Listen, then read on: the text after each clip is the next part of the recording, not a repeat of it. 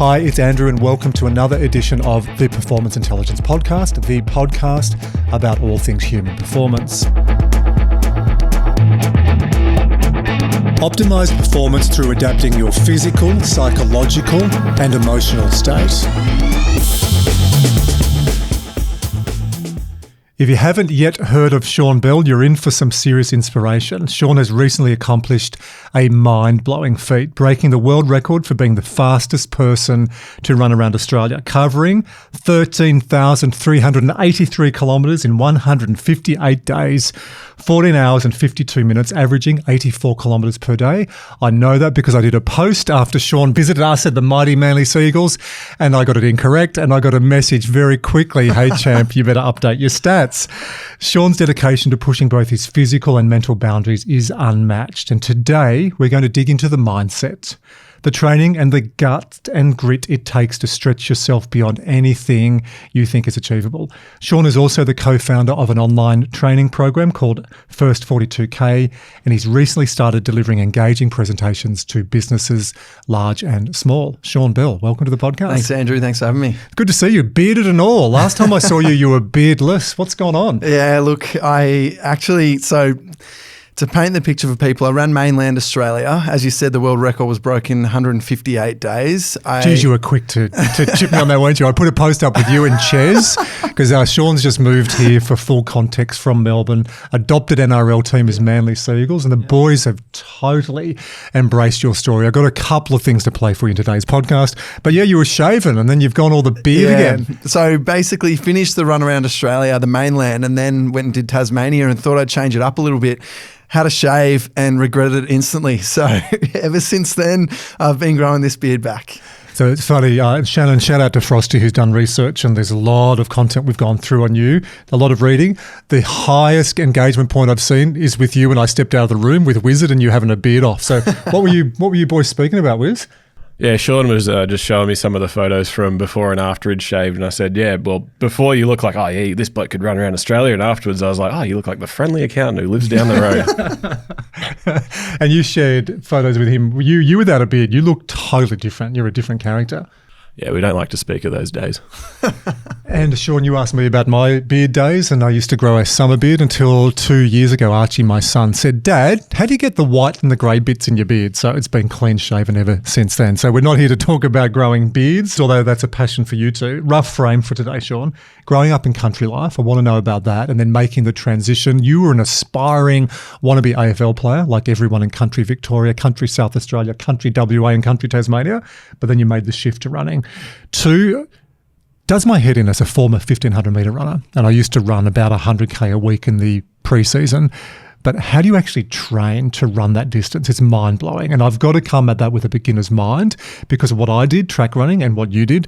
It's two totally different sports. The only commonality is you're running. 3, the mental skills needed to achieve the world record. So it's got to be drive, grit, goal setting, mindset. How did you tap into that? Do you tap into a dark side? That's a question I've got. And 4, drum roll, what's next? So let's start with number 1. In the beginning, young lad growing up in country Victoria, place called Vermont. Paint the picture. Well, not too much in the country, to be honest, but it was outer city. It was 30 minutes out of city, suburb called Vermont, as you said. It was just suburban life. I grew up and all I wanted to be was an AFL player, like so many young boys and girls, and it was just everything to me. It's funny, my mates still give me shit to this day because I grew up going for both Richmond and St Kilda, which you can't have two teams. We all know that. So explaining that for someone who follows NRL, that would be like following Manly and the previous North Sydney Bears at the same time. Yeah, two teams were diametrically opposed. Exactly right. But yeah, my parents split quite young, and my mum was a big St Kilda fan. Dad was a big Richmond fan. So I ended up going to both games, and I was obsessed with both teams, but I had to make a decision once I reached high school. My mate said it should have been earlier, probably should have been. And I went with the Richmond Tigers, which in the end was a great result because we won a few flags. Well, St Kilda did make 3 grand finals in 2 years because they had that infamous draw. A mate of mine, David Misson, was the physical performance manager at the time. So I rode all of that vicariously through Misso. We were in Richmond, had the 3 flags back to back. What was it then? A rest 17, year? 19 and 20. Yeah, I had a gap in between.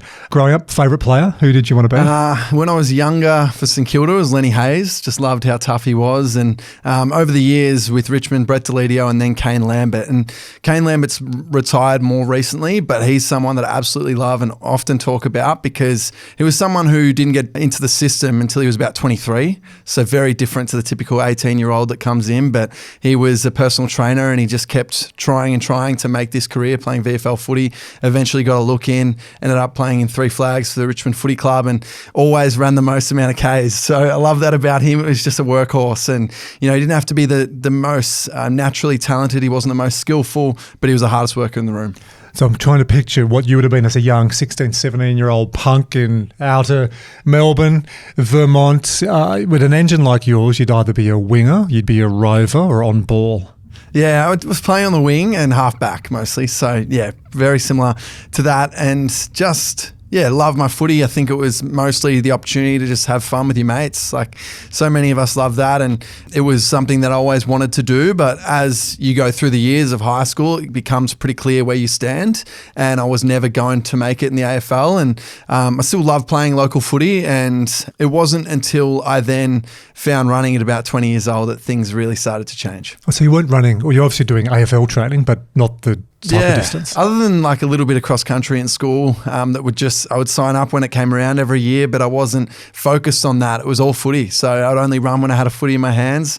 I always had a passion for running, but it was just football. That was the one thing that I loved. And I actually envisioned that I was going to play footy forever. So things changed when I ran my first marathon. I was like, this is it. And really focused on running from there. What did you learn from footy that you've been able to apply to whether it's putting a team together to run around Australia, whether it's some of the resilience? Because I know it wasn't easy for you. When we caught up here about 5-6 weeks ago, we had a coffee and you said the coach pissed you off at one stage, but created a bit of a drive, and let's go down that pathway. Well, footy, I think there's highs and lows like in everything. When I was in the under 17s, so I was about 16 years old, I played 16 out of 80 minutes in our grand final. So 4 20-minute quarters, played the last 4 minutes of each quarter, and that broke my heart because like any young player, you just want to be out there with your best mates. And for me, it felt like my coach had denied me that opportunity to be out there chasing my dream, playing in a grand final. But it was probably the first time I'd really looked at myself honestly. Well, if my coach doesn't think I'm good enough, then you're not good enough. There's no point sitting here sulking about it. Let's just get to work, raise your standards and do more. So I just committed myself to lifting weights more, running more, kicking the footy more, and trying to get better. The following year, we had a new coach, and then a couple of years later with that coach, we went on to win the grand final in the under-19s, and I was able to become a premiership captain. So we went undefeated that year, and it was special to see that transition over 3 years from being a bench player to then being a premiership captain. Okay, so you didn't tell me the full part of that story when we discussed that. So that's interesting. So you get 4 minutes per quarter. 3 years later, you're the captain. Yeah. So that challenge for you, and this is why I love pulling the thread in a podcast. Hey, and thank you for coming in because you've had lots of requests, I understand. The Wizard had a question. Why did you choose us? Mate, I really appreciate the help that you've given me so far since meeting you at the Manly Sea Eagles. It was unreal, and I wanted to come and have a chat. Awesome. We'll make sure that we position you in a great way because what the goal I've got, I said to you at the start today, I want to capture your story. And for corporates listening to this, don't book me, book Sean. He's just run around Australia, 13,383 kilometres in 156 days, but you're much more than the guy just running. Pulling on that thread, that setback you had pissed you off. You could have gone one of 2 ways. Interesting finding out more about you. You could have gone, screw you, the coach. Your story could have been, they don't understand. You become a bit of a victim in your own mentality, but you chose the opposite to then bounce back 3 years later.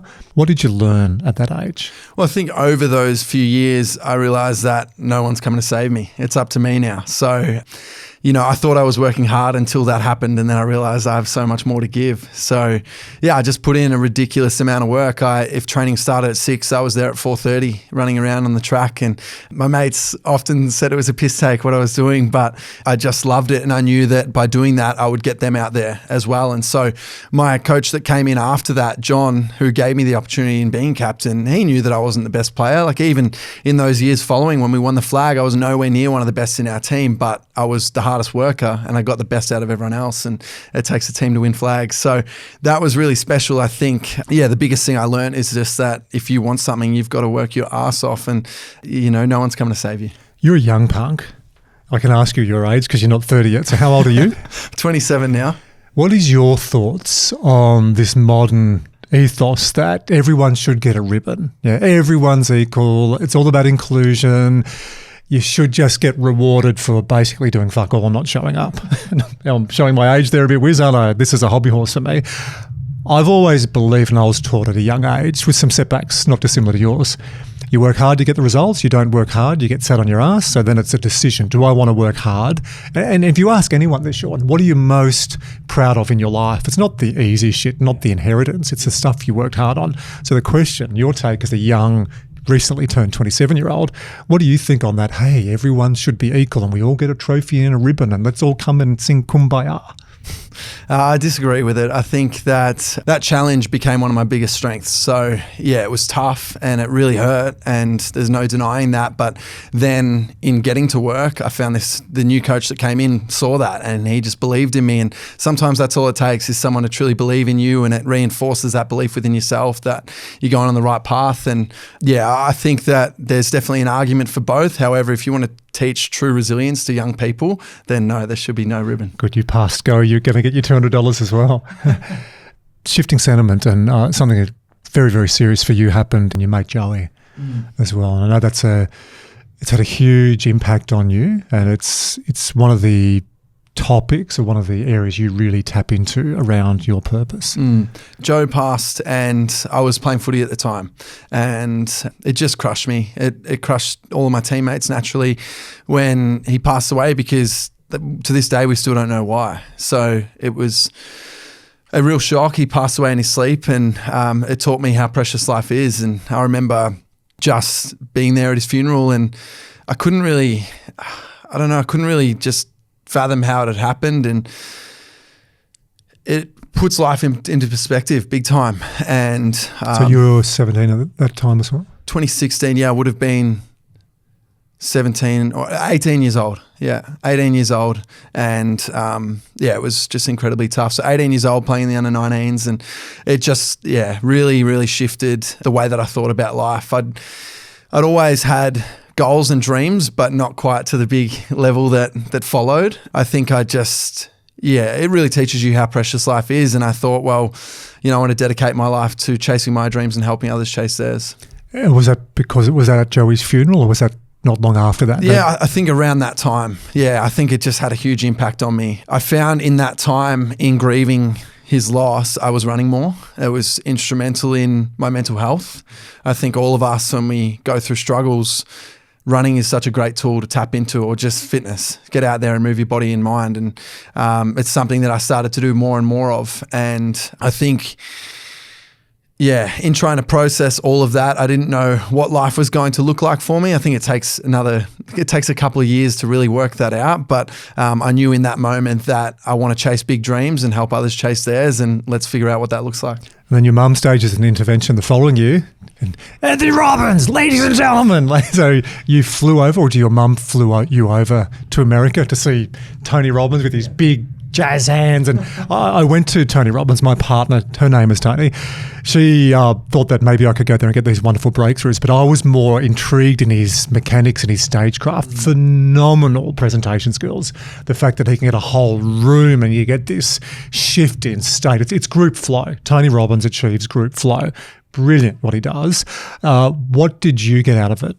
Well, at the time, that was about 9 months after Joe had passed away, and I think that I was just feeling really lost in the world. So while I said that running was helping me in my grief, life. I'd basically been this 18-year-old and had this clear picture. So 2016, I would have just finished high school. I was focused on, I had this dream of being a high school teacher. So I wanted to be a teacher in my local suburb of Vermont, a PE in outdoor ed or PE in health, play footy for the Vermont Eagles and live in Vermont. And that was my plan. But it made me think differently. And a big part of that was Tony Robbins. So my mum took me to Tony Robbins, and at first I was skeptical. I was a young kid. Like, what is this, Mum? What have you taken me to? What do you mean we're going to do Is this a cult? Yeah. What do you mean we're going to do a fire walk? All of these things, which is only natural to think about as a young bloke. But at Tony Robbins, he shared the story of a man named Stu Middleman who ran across America. And at the time, as I said, I was a footballer. I didn't really know anything about long distance running. And I just remember sitting in the audience, like in awe of what he achieved, but also at the same time thinking, well, what a predisposed genetic freak. That's not possible for everyone. And so he ran about 85 Ks a day across America. And I just remember thinking, well, it's remarkable, but I went back to play footy. So that was March 2017. Mum took me to Tony Robbins. That ended up being my last year of football, where we went undefeated, won the flag. I was the premiership captain, and just didn't have the same fulfillment as in previous years, as that was 1 year after my mate had passed away. And I sort of felt like footy was different now. So I thought, well, why not try something new? The Melbourne Marathon was 3 weeks after our grand final, and I did that. I thought in a lot of those moments, if Stu Middleman can run across America, I can run a marathon. I was able to get through that. My life changed, and I really started to tap into just a stronger mindset. Fascinating having this conversation with you, because fact check, because I wanted to get the stats right after you corrected me rightly so. In 2000, Stu Middleman ran across the United States from San Diego to New York, 3,000 miles in 56 days. That's 4,823 kilometres. It's a very similar distance per day to what you did, but you went a lot longer than 56 days. You added another 102 days on the top. Have you reflected and thought that that was just a crucible to what you did? Have you made that connection? Definitely, yeah. I think I was a young guy and it built belief. I was like, this is remarkable that someone can do that. And I guess life's all about stages. So initially I never thought I'm going to run around Australia like he ran across America. But hearing his story made me believe that maybe I can run a marathon just a few weeks after the footy grand final. And so once I did that and achieved that, well, then you think, what's next? So I started to tap into a different mindset, as I said, and Stu Middleman was a big part of that. My experience with you is you're always bubbly, I'd say optimistic, forward-looking, future-focused. Is that you, or is there a side as well that hasn't always been like that? No, I think that is me. Yeah, I love working towards something that sets my heart on fire. And it's been an interesting and tough period to be in, to be honest. I'm now 6 weeks post the run around Australia. And I think because exercise is so integral to my physical and mental health, being able to gym and swim a little bit, but I haven't been able to run. And that's been a tricky period because I don't think... It's been hard to forward project and plan, goals and projects and races when my body just doesn't feel like it's there. And I think that I need to be comfortable with that and sit in this space for now, and that'll help me grow. Also, you're still young. I think somewhere, whether it's, you said before we recorded, you're going to get some further tests, some MRIs, just to see what's happening. Could be a bit of nerve damage, but to push yourself what you did, like 85, I still cannot comprehend it. And I know I'm jumping to the story, we're getting the build up. But when you push your body to extremes, and you've obviously pushed to an extreme that most people don't even go, they don't even think that they can go, there's got to be some payback. So I think, out there, the yin and the yang, if you believe in the Eastern philosophy, you're being told, hey, champ, you're only 27. You're going to be a teacher in Vermont, remember? Playing AFL. You've chosen a different path. Just chill for a little bit. Hold the pattern now. Work out what you're going to do next. Recover. Now, I did some research on you. In a previous interview, you said you weren't always positive and self-driven like you are today. Interesting, isn't it? We sometimes forget these things. You say, Sean Bell, quote, I used to always be jealous of my mates, of their upbringing, if they had rich parents. And you went on to shift perspective and challenge that. Yeah, it's pretty interesting to hear that. I don't know what chat that was from, but it's true. You do. You forget certain things, but at the same time, I know there was challenges growing up. My parents split when I was about 11 years old, and that's like so many other people, but I just had to constantly try and push myself against these challenges where through other people that were telling me that I wasn't good enough, like my coach. And as a young mind, you can perhaps start to believe that. And as a young mind, you want the easy path, and it's easy to compare to your mates and be like, well, why can't, my parents be like theirs? But I have so much love and respect for my parents because they've shaped me into who I am today. And I wouldn't change the world. I wouldn't change it for the world. So it's something that as you get older, you can reflect. And yeah, I'm really proud of the journey, but I think that, it's interesting to hear that. Have you done much coaching? Or have you had much therapy along the way? Because here's my view on the balcony. You're 27. You got freaking wisdom in bucket loads. I'm almost double your age, well, less than double your age, but a lot older than you, a couple of decades. I had nowhere near the wisdom you've got at 27. I think once Mum took me to Tony Robbins, I was on this path of self-development and personal development. It's been integral.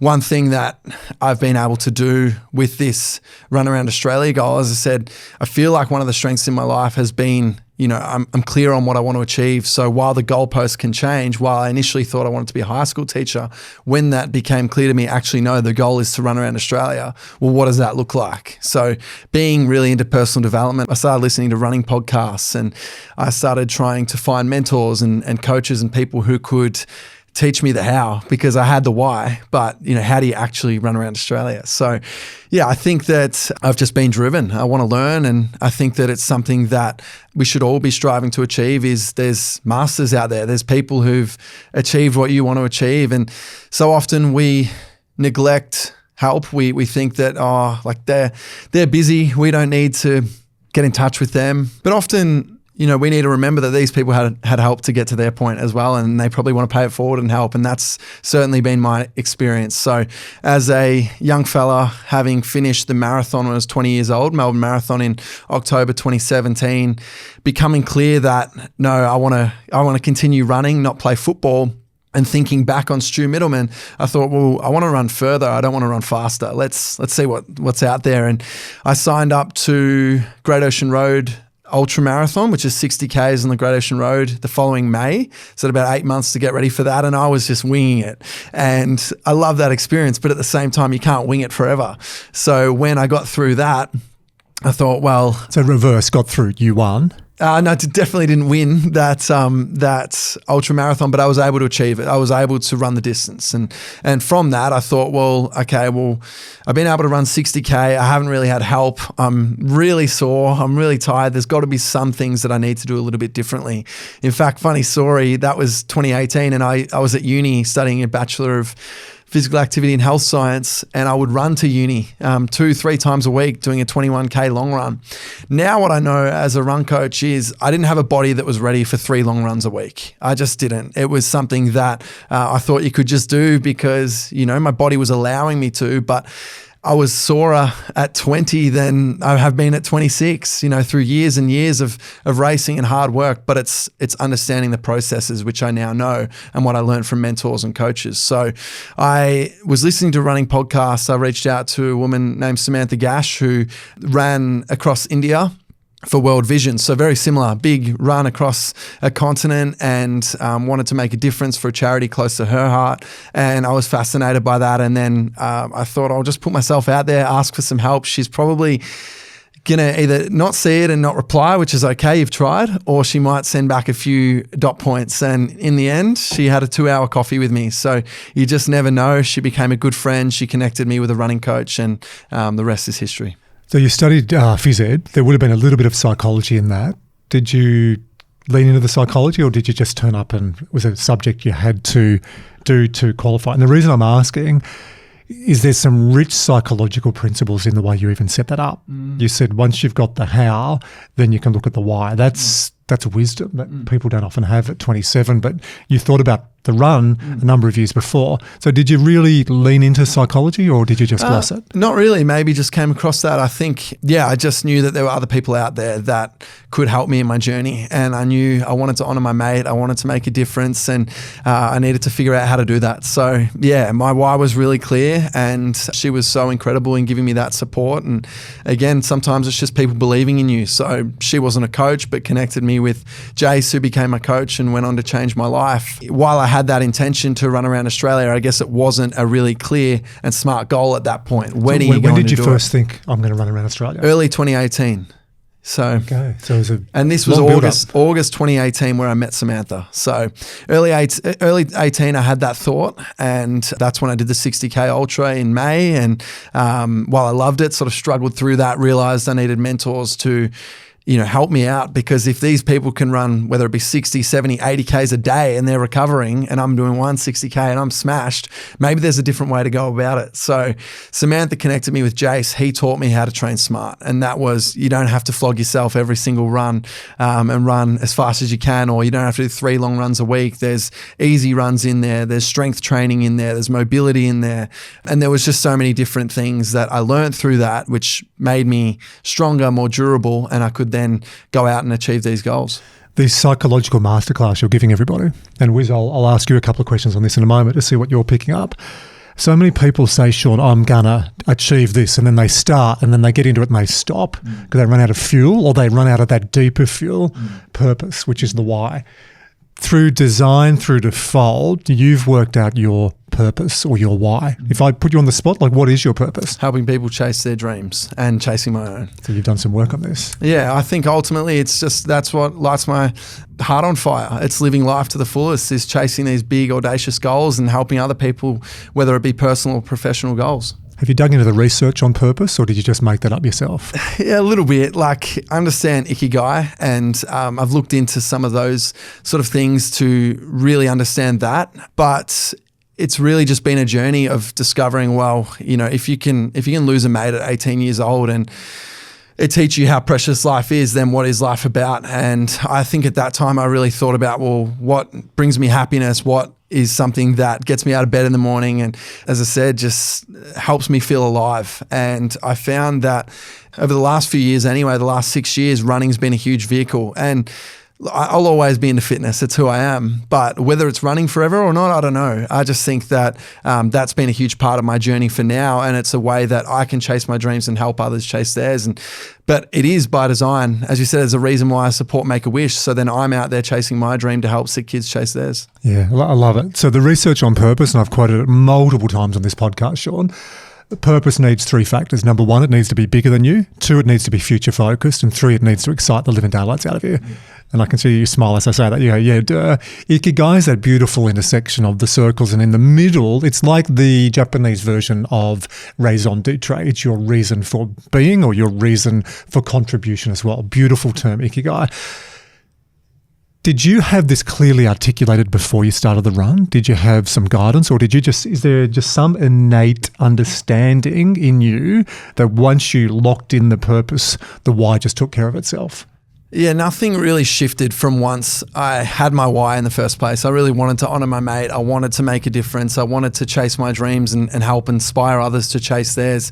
I then obviously met with Coach Jase in 2018, September. So coming back, I met Samantha in August. She connected me with Jase. And I say that Jase and I set the goal together because, yes, I had the goal to run around Australia, but it wasn't a real crystal clear plan of, okay, how do we actually do this and reverse engineer it? And that's what happened with Jase. So we actually originally set the goal as 2021, and it wasn't a record attempt. It was to run around Australia to make a difference for charity, but run 60Ks a day. And COVID obviously changed those plans in 2020 and 2021. It wasn't possible to run around Australia, but looking back, that was a gift for me. Obviously, COVID presented plenty of challenges for a lot of people, but just specific to that goal, it was a gift in the sense that it gave me more time and it helped me realize that no, more is possible. So through COVID and those challenges, I then had to shift the goal. It wasn't possible to run around Australia in 2021. And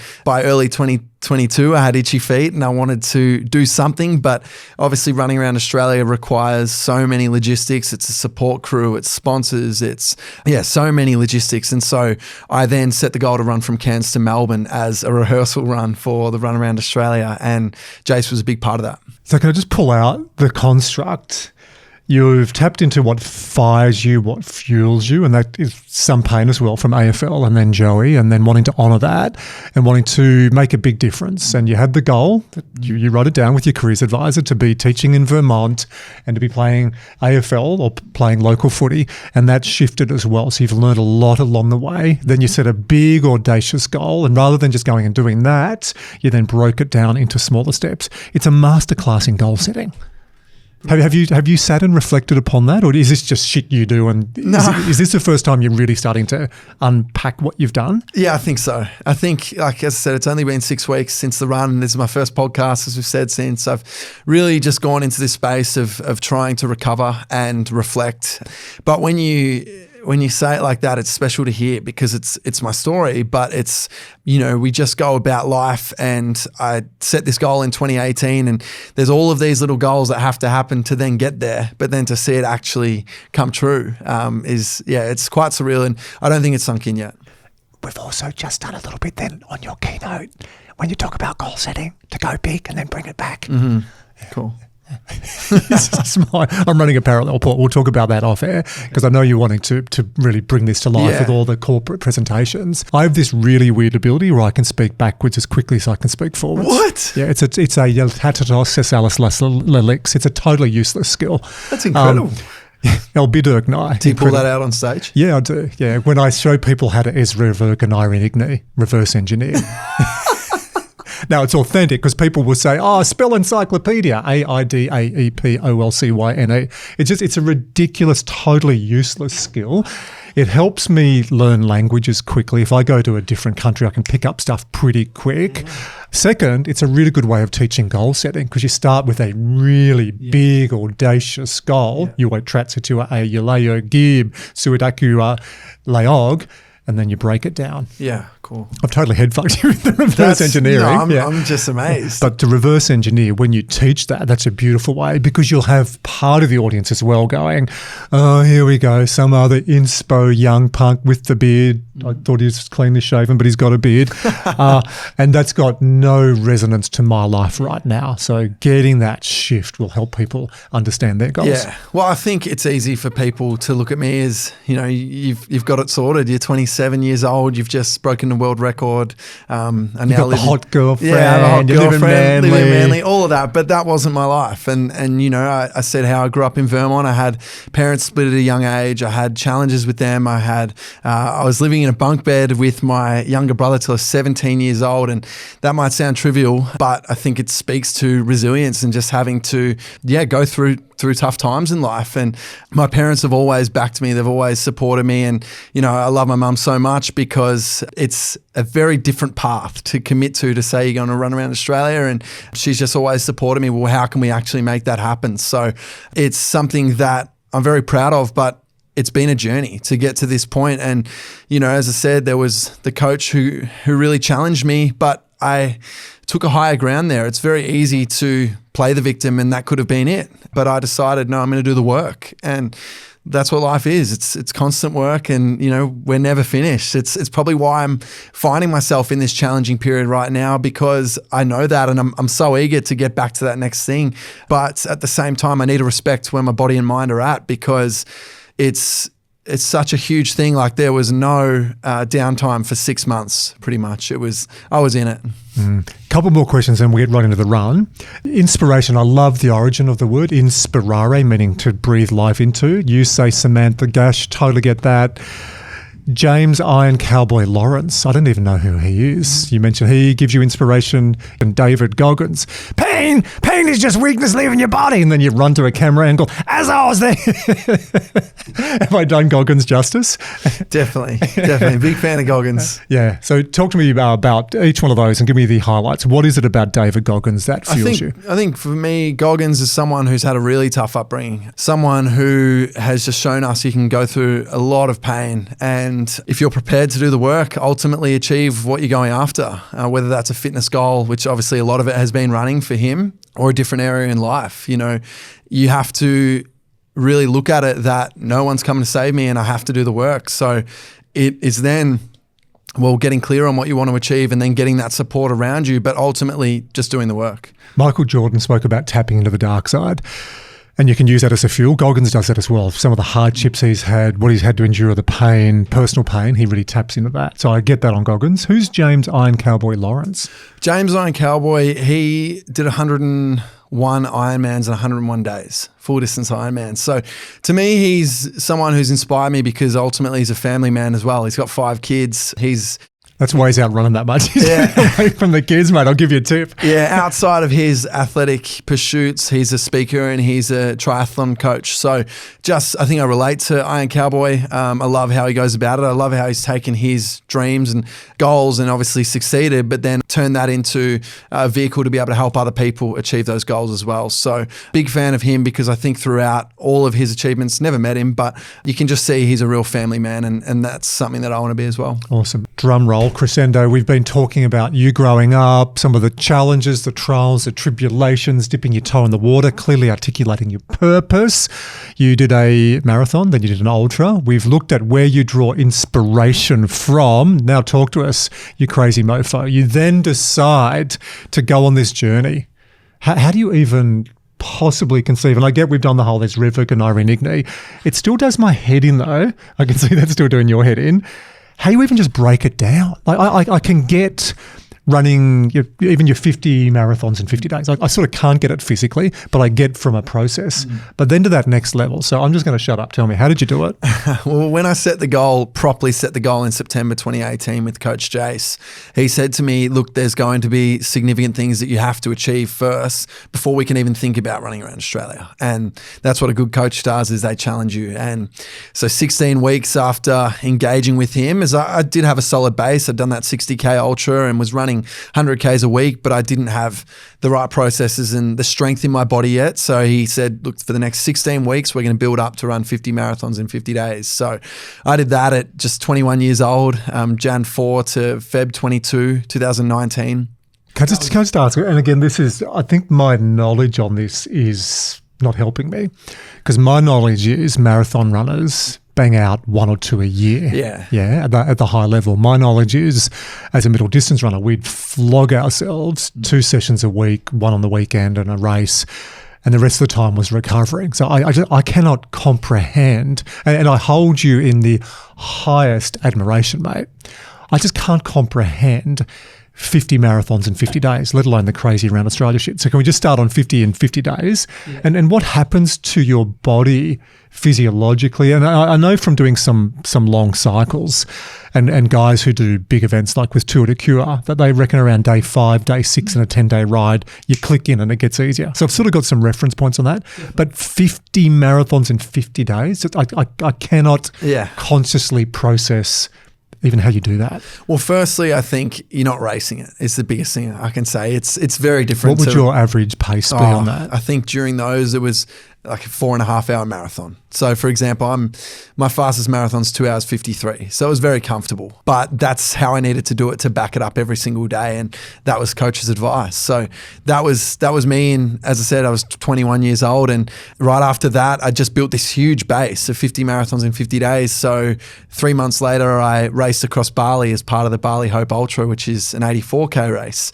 And I was able to win that as a young guy, which again instilled so much confidence. But through those 12 weeks in building up after the 50 and 50, before that, coach was like, look, you've got the base, now let's really inject some speed in your legs. And that really helped me. And I was then able to not only run far, but run faster. And it just built so much belief. So what was the speed training? Because again, my middle distance background is really not helping me in this interview, because I go, speed training is a track session where you do, 150s, 200, 400s fast, like 60-second 400s or less. Still interval based, but longer. So it might have been 8 1K reps, for example, with a warm up and cool down. And what would you do the 1K in? Probably 325 to 330 pace. That's motoring. That's quick. So you got some speed in those big legs of yours? Not right now. But yeah, definitely. It's, I think when you're right in the middle of your training block, you build a good base and then you can throw some speed in. It was solid. So you do, park run, which a lot of people listening to this will resonate with. Yeah. It's around Australia, around the world now on a Saturday morning, a 5K run, normally 8 a.m, 7 a.m. Sometimes it seems on the coast, like on the Gold Coast. What would you bang out a 5K in for? My best park run is 17:33. Jesus. Yeah, okay. So you're more than the average bear boo-boo. That's quick.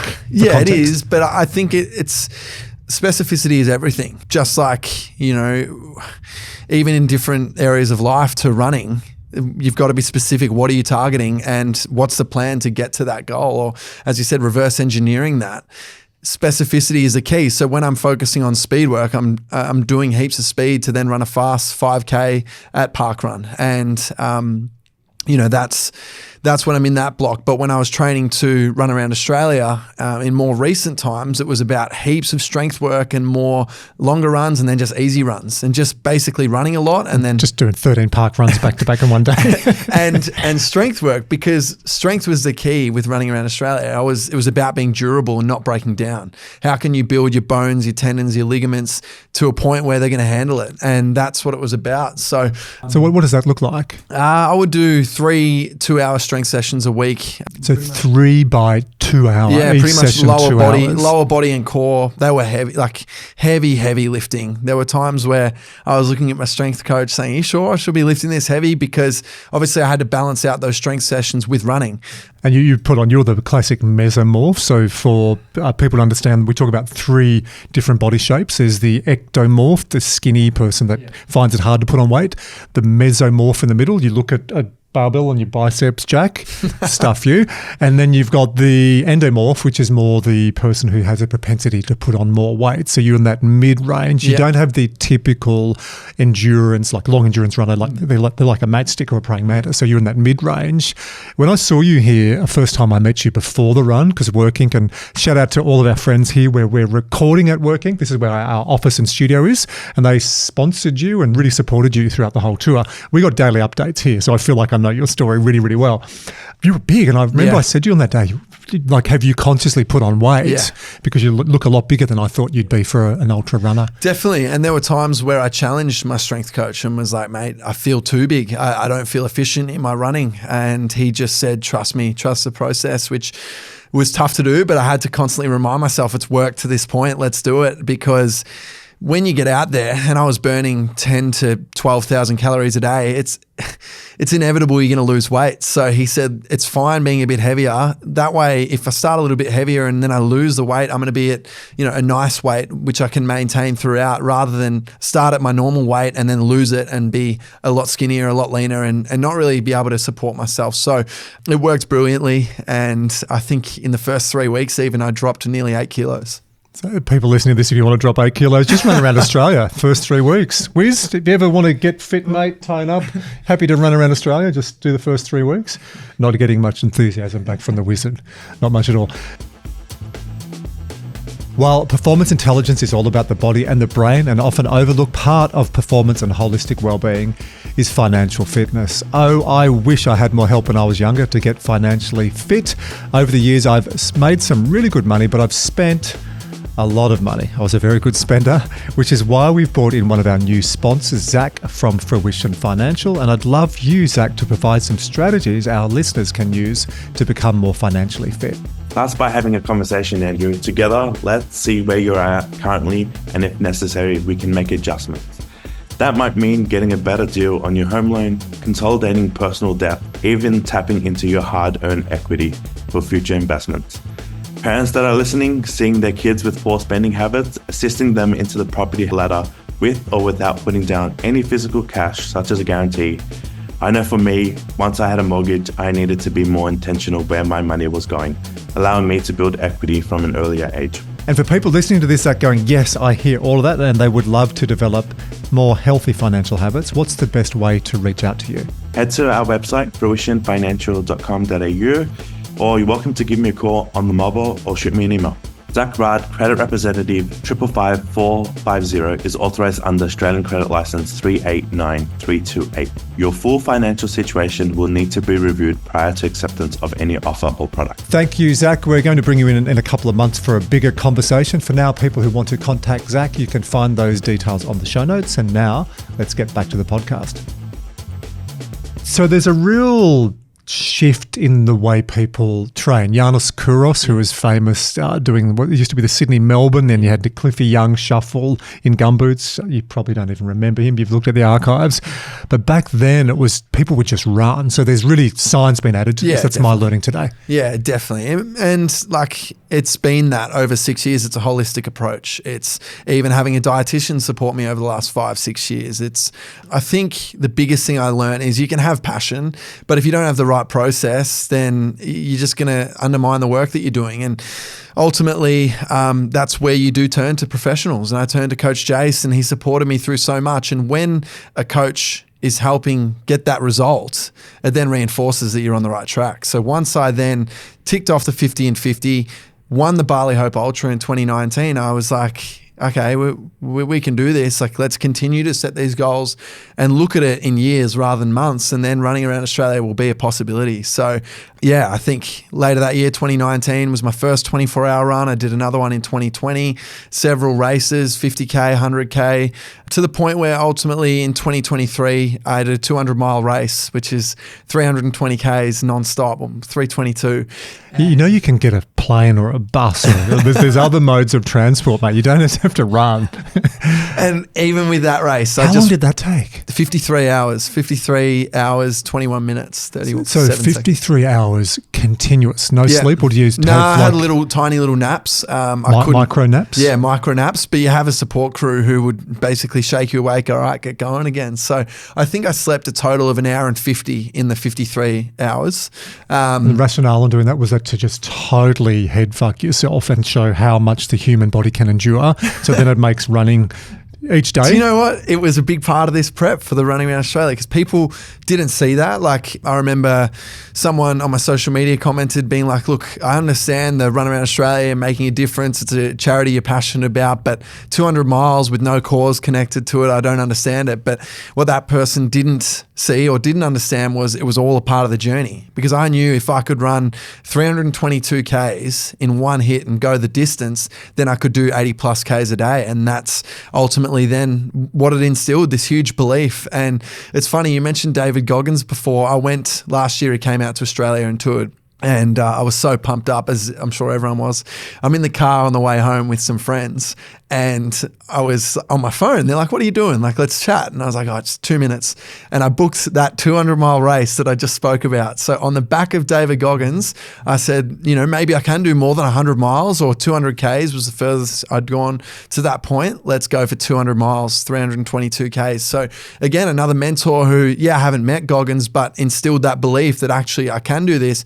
And if you do that, what's that going to do for your mindset heading into the Run Around Australia? So I just wanted to go the distance. I just wanted to be able to achieve that. And ultimately, I went more than that and won the race, the 200 miler. Of course you did. There's a pattern there.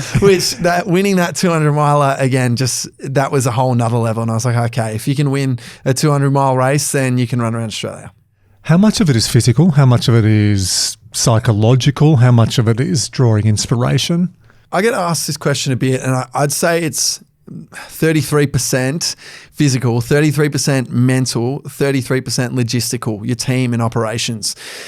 When you're running distances like 200 miles or running around Australia, you can't do it alone. And I think that often people see the runner at the front, but it's so much about the team. And running for 53 hours in that 200 miler, it was my team who were, making sure that my food was ready to go so I could come into the aid station, grab some food, keep going. The next one, they might have had the bed ready so I can have a quick 10-minute nap. They shake me awake and off you go. And it's the same around Australia. You just can't do it without the team. So that's really big. And you have to draw back on so many tough times, whether it be, growing up or whether it be even throughout the run around Australia. I was thinking about, like, say it was day 75, and I would think about day 2, which was brutal on that exact run around Australia, where I started in Melbourne. It was 39 degrees the first 2 days, and I was violently spewing. So I was in the middle of my run around Australia, drawing inspiration from other days where I'd got through that run around Australia. Okay, let's double click on that, and then we'll come back. I like that model: 1/3 physical, 1/3 psychological, 1/3 logistical. Yeah, it's a really clear visual. Day 2, horrific day, high 30s in Melbourne, you're vomiting, you're probably just thinking, what the fuck have I done? Were there any points where you just wanted to tap out? Did you ever say, hey, let's abort, let's come back another time? No, definitely not. It's Wasn't it an option? No, it wasn't. I had a friend who said to me, mate, I was watching along on day 2 and was just thinking, how can you do this? And he always jokes that my run was to start in Melbourne at the MCG and finish in Traralgon, because he's like, I was going to pick you up. He just looked so unwell, and that's where day 2 he's going to go pick you up. That's where I was at. He's a good mate. Can of VB, 6-pack. That's where I was at. I was, exhausted. And you spoke earlier about the body having to adapt, and that's what happens. So something that a lot of people don't know is I actually 8 weeks out from the run around Australia, I had a stress fracture in my tibia. And I had to hide that from a lot of people. So even like as working in sport for you, studying exercise physiology, you should not have gone and run around Australia with a stress fracture in your tibia. Yeah, you did. Yeah. The risk of that coming back and becoming a hairline fracture is huge. Yeah. Look, it was 8 weeks out when it happened. But if you were to go back now and see my build up the 2 months before the run around Australia, I could barely run.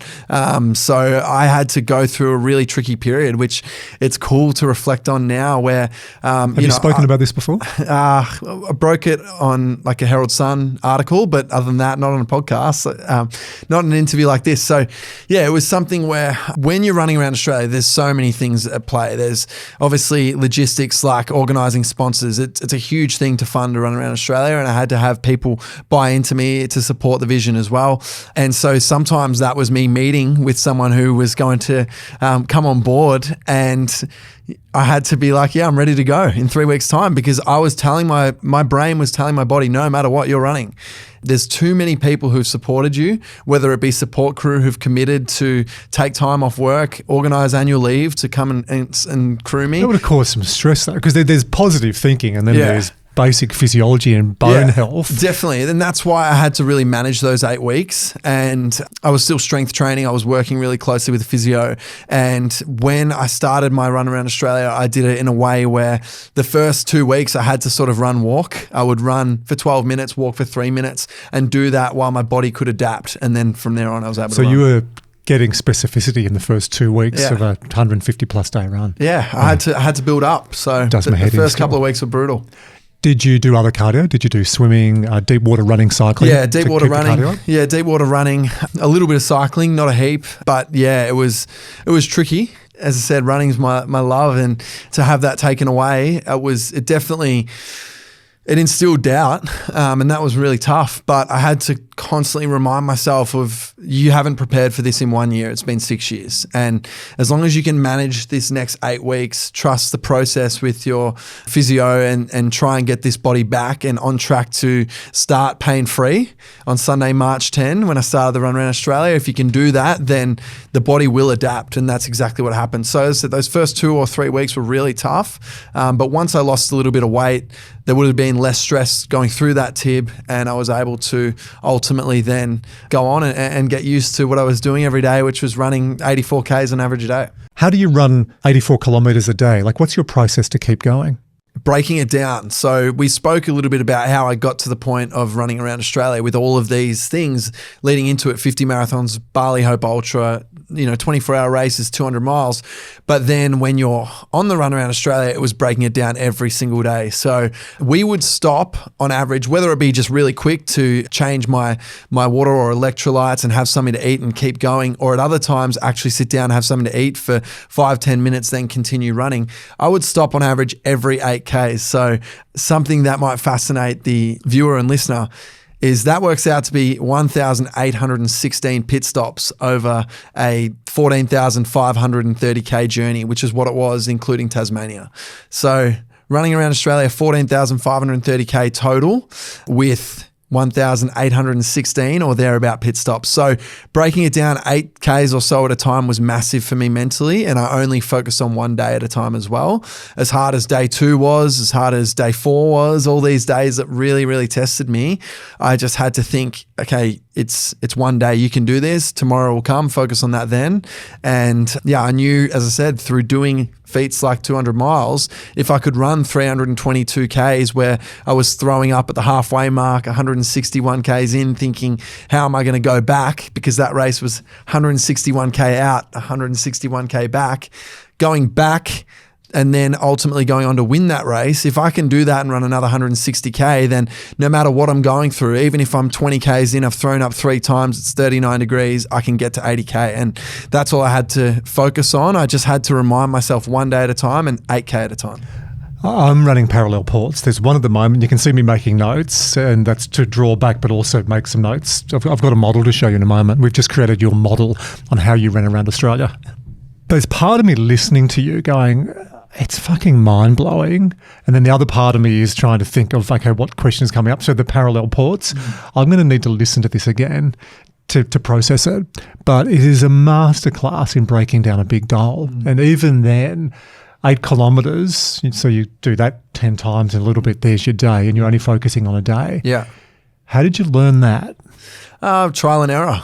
The biggest thing was trial and error. Cairns to Melbourne. You know, people laugh when I say that was a rehearsal run, but it ultimately was. Like, it's a long way to go for a rehearsal run, but in doing so, it was going to teach me how to run back-to-back days and, you know, understanding that if I was running 15, 20 Ks a day, then that was going to be really challenging to get enough nutrition in to meet the energy demands of what I was trying to do. So breaking it down 8 Ks at a time was going to be integral to that. I had to make the mistakes of running too fast in Cairns to Melbourne and then realizing, okay, I'm going to have to manage my pace more on the run around Australia. So there's things where you're constantly learning. Trial and error was the biggest one. Any days you also think of that were just memorable, like great days? Yeah, well, day 94, I mentioned briefly before, it was magical because it was Broome, but also I think who you're there with, I had my partner Chloe and my mum, which was very special, as well as it was one of those points where, because it was all volunteers in my support crew, amazing people who gave up time in their lives to come away. It was a point in time where I had ultimately 2 sets of crew. So the crew that were going home and the crew that had just come in, and they were all there at once. And when I was running into Broome, because I was following my mate Dave Alley's route around Australia. So he was the record holder, having run around Australia in 2015. And he ran into Simpsons Beach in Broome, which is like right at the end of Broome. You go past the port and you're in Broome. By chance, ultimately all I had to do with the route was hit that point and then turn around. By chance, by the time I hit that point, it's 5:30 p.m. and the sun was setting over the beach there in Broome. And I was just like, this couldn't have worked out any better. And I reflected a lot on that because day 82 on my run around Australia, I went the wrong way. So this is day 94 when this magic happens in Broome. But day 82 was a nightmare. One of the biggest challenges of the run, because while my running was actually okay, I felt quite strong that day, I was meant to be following this specific route around Australia. And obviously if it doesn't line up, then it doesn't count. And it's hard to have roads line up exactly. It's why you mentioned before, we mentioned in the intro how the record was broken at 13,383 Ks. And just to explain that quickly, it's really hard to line up a run around Australia when in 2015, by New South Wales laws, Dave had to run on the New England Highway, and by 2024 laws, I had to run on the Pacific Highway. So you can do your best to line it up, but it's never going to be the exact same. However, where I went wrong on day 82 was I went a way that was clearly off course. It was never going to be even possible to be a part of a run around Australia, and I made a big mistake in that. And so is that you? Is it your team? It's obviously a combined effort. It's all of us. Bit of fatigue creeping in? Yeah, fatigue. By chance, Telstra was down that day and in where we were. So, you know, we were relying on Telstra, help the young fella out. And, you know, we should have had all these things in place and been better set up, but we missed it. And so, yeah, we're working on these 8Ks at a time. But ultimately what had happened was it gets to 12:30 and we had 2 vehicles. So we had the one that would leapfrog me 8Ks at a time, another one that was used to run errands like grocery shopping and that sort of thing. And to manage crew's energy levels, which was a big part of it, we would also have that person who was the second vehicle sleep in. So I was always managing the crew as well and making sure they were okay. And so they would usually come at around 9 a.m. Gets to 12:30 and Benny still wasn't there. So we're freaking out. Is he okay? And yes, we don't have service because Telstra's down, but we have a satellite phone. So we think, oh, let's call him on the satellite phone. hey, Benny, are you okay? I say, and he's like, mate, I'm okay, but you're not. I think you've run the wrong way. And I was like, wait, what are you talking about? He's like, well, what sign can you see around you? And I say, W30. And he says, yeah, you're 30K out of Wyndham. You missed that left turn to stay on the A1. So I ran 28.9 Ks the wrong way, which meant that I had to run 28.9 Ks to get back on course. So ultimately ran 84.8 Ks for the day, but only 27 Ks counted because they were on the actual route around Australia. So it was a really tricky day. But the reason I bring that up and how it lines up and was so magic was, you think about if that 57K did count, if I went the right way from the get-go, then I wouldn't have ended up in Broome 12 days later at 5:30 p.m. at the beach. I would have been there at, say, 8 or 9 in the morning. So it was just magical how it all lined up. Yeah, you've got a good ability to create the story for the positive. It could be easy to go, you assholes, what'd you do? You say, Sean, that you didn't have any days where you thought you can't do it. But, mate, looking at your social media, there are some mornings, and we'll put this on the YouTube channel as well so people can watch this, where it's showing you waking up, getting out of bed and moving, and literally you're walking like you're 95 years old, mate, without good mobility. And obviously to get going, the mindset just to get moving, to get the body warm as well. It must have been so bloody difficult some days just to get moving and walking. And then obviously you got to start running and do your first 8 kilometers. So I think for people watching on YouTube, they'll get a full experience or a full understanding on just what you had to do every single morning, running another 2 marathons. Crazy, crazy stuff. So day 2, you're vomiting, coming out of Melbourne, it's hot. One of your mates wants to drive along, get you off the road, give you a VB. Day 82, through a combination of logistics with not having the satellite, with Telstra and everything, you go the wrong way. Day 94 was magical. If I picked a random day, day 121, do you have a memory recall on each day what you were doing? Yeah, well, I know where I was. So at 121, I was coming into Perth. I left Perth on day 122. So it was thereabouts. Yeah, that was a really strong day. From memory, I think it was an 88K day. I don't remember every single day if you would ask me like that, but I remember finding rhythm. I think it was sort of after that Broome period and down the West Coast that I felt like I ran my strongest through the whole run, which is fascinating to people. It's, you know, Broome was day 94 and then I hit Perth on day 122, and that sort of section on the West Coast felt like I was performing at my best. And then as it went on, I started to really fatigue and really slow down, and I was managing niggles and injuries through my body as I was then heading east back across Australia towards Melbourne. But that West Coast was quite remarkable, and I think, I was able to put together some 88K days. And, you know, it's something that I strive towards 84Ks as an average per day, because hitting that double marathon to me just makes me feel so alive. The goal originated as 80Ks a day, and that was because Dave Alley's record around Australia averaged 79.5 Ks a day. So I was originally thinking, when I decided I'm going for the record, well, let's go 80Ks a day. But then coming back to Goggins and being so fired up, I thought, well, I'm going to do 2 things. I'm going to change my goal to 84.4 a day. Let's hit a double marathon and let's run that 200 miler. And so I basically got this mindset of I want to get to Dave Alley's distance every day and then run a park run. 79.5K, then run a park run. If I can do that, I love that. I can do that, I'm going to get an 84.4. That's going to fill me with so much joy, and it's going to energize me. And then ultimately, that's a big win. And so there were days where I hit 84.4, and I was like, no, I can keep going here. Let's push 88. Let's push a 91K day. But there is a limit. So the 91K day was the record-breaking day, but I would usually stop around 88 because, of course, you can go over that red line when then your body, there's not enough recovery. You just start to decline. So it was managing that. I was working with a coach, Joe Ward, throughout the run around Australia. I mentioned how I set the goal with my coach, Jase, back in 2018 to run around Australia, and devastatingly, Jase actually passed away on the journey as well in 2022. It was huge for me to see through this goal in running around Australia, because I was honouring 2 friends close to me and who had a big impact on my life. But in the year that followed Jase's passing, I coached myself. I was, navigating through all the challenges of losing, such a good friend, your running coach. He was also my business partner in our running coaching business, First 42K, to then looking for that support and mentorship and coaching again. And Joe Ward was instrumental in that, in helping me run around Australia. And it was a big thing. We said, look, 84.4 is the goal average per day. If we can hit around 88 a day, have some bigger days when you're feeling good, then let's go for it. But let's cap it at that, knowing that would give me some wiggle room for some days where I think around mainland Australia, my smallest day was 70 Ks. So I would always try and hit 80, 84, and it just gave me some wiggle room. I could feel the emotional wave then when you mentioned Jase. Yeah. So back to purpose and your why.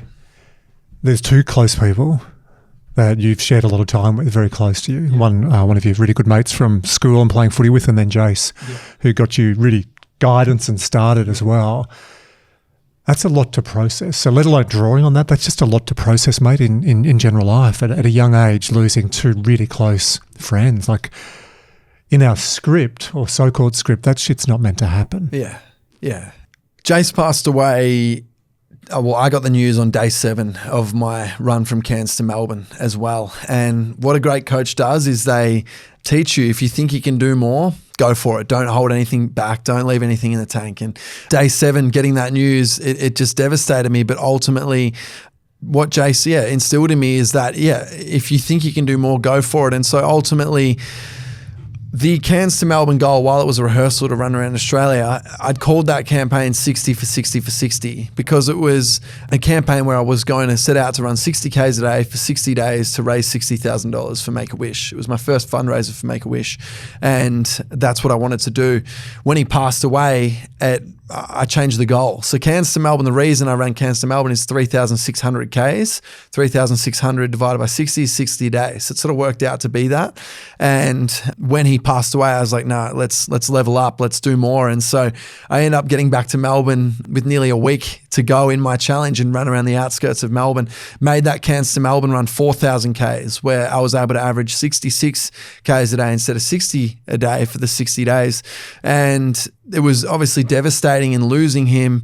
But again, it was someone who, he changed my life. And I knew that if I can do more, I'm going to do it. And coming off that Cairns to Melbourne run, I felt really empowered. I felt strong, and I thought, okay, maybe I can do this and go bigger. And with this run around Australia, let's not do 60 Ks a day. Let's go for the record. So you said Joey was just unexpected. Yeah. Was Jase similar? Jase passed, shock passing as well. It's something that, it's so hard to talk about to this day because he changed my life. Like they both did in different ways.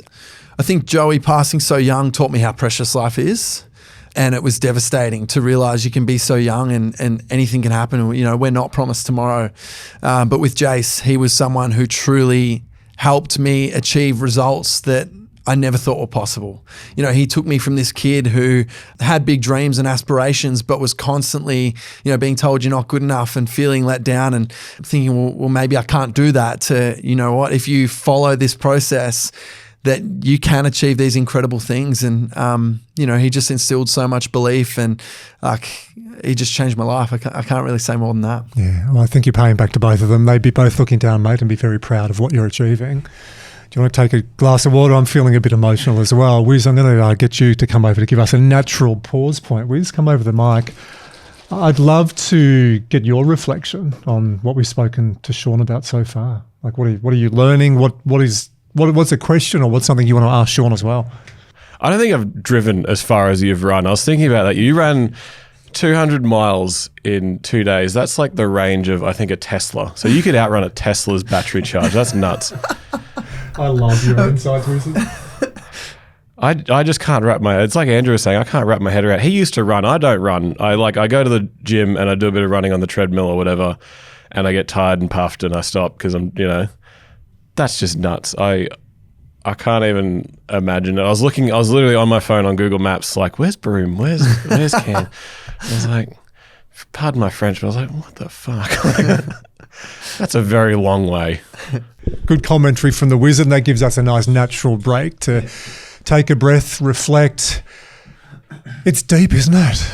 It is, So yeah. that's my big learning and what I wanted to get out of today. I had an inkling, but what is it that's driving you? Because I'd come in here every day. Sean Bell runs, working, sponsoring him. It's day 73, then it's day 82, and then I know you found it really hard on day 84. But we had no idea what you were going through. But yeah, as Wizard said, you're out running at Tesla. What are you taking out of this conversation on reflecting? Because often with a really big goal, mate, people just get so focused on the process. You've matched it out beautifully with the reason, the why, the ikigai. But what are you taking out of unpacking this today? I still don't really know, to be honest. It's Is it still a bit surreal? Yeah, it is. And, one of my really good mates, Lockie, who crewed me on the run, he said, does it feel real yet? Has it sunk in? And probably not. I'm really trying to, and that's why I've given myself this space, 6 weeks of ultimately having finished the run 6 weeks ago tomorrow, and just not going on podcasts and just trying to breathe and think back, because there's so many little things and obviously little adversities and pieces of gold that have happened throughout the run that I want to draw back to. But it's almost like there is this unwavering sense of fatigue that I have over me, even if it's a bit of brain fog. It's hard, and I'm sure it'll come. But I think that I wouldn't change it. I'm very proud of the goal and all of the trials and tribulations along the way. But yeah, it's been nice to have this chat, because I don't think, while I do try and journal and sit down and reflect, it's also just been this period of, like, I finished the run. And so when I say finish the run, I want to come back to one thing I didn't mention earlier. I mentioned how the record's broken at 13.383 and how, sometimes it married up to run on different roads by the law, but just to properly explain that to people. And then, because there's almost a few finish points of the run or end points.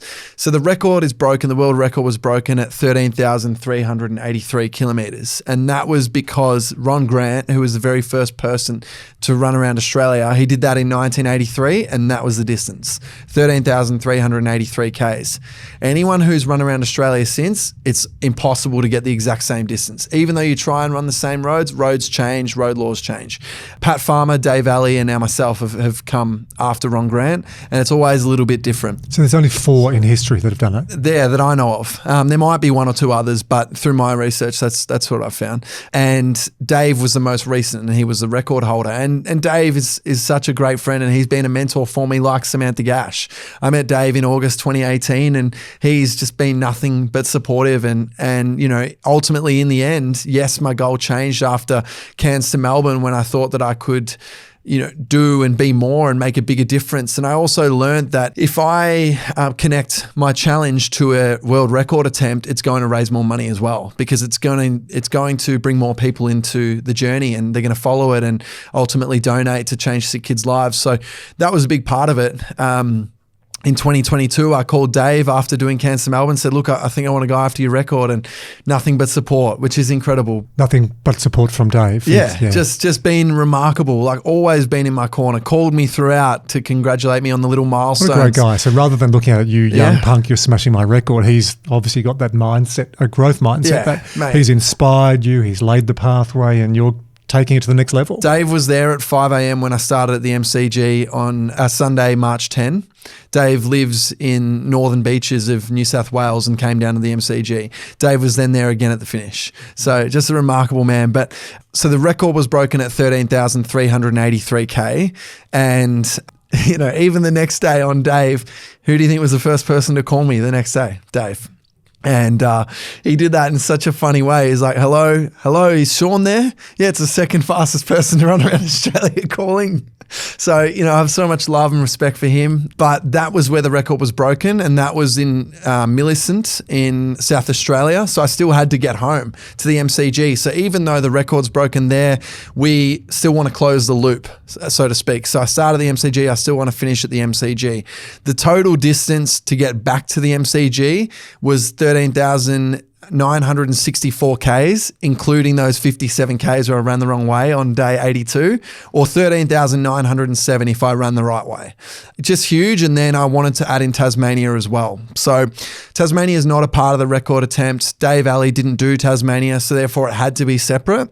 And I went down to Tasmania, having finished the loop, closing the loop. So what was the gap in between finishing the MCG so and I closed the starting? loop on Thursday, 22nd of August, and I caught the Spirit of Tasmania on the Monday night, the 26th of August, a few days later, and started running on the Tuesday morning, having got off the ship. So So you'd had a couple of days about off. 5 days, yeah. How And was the body when you started again? do you know what?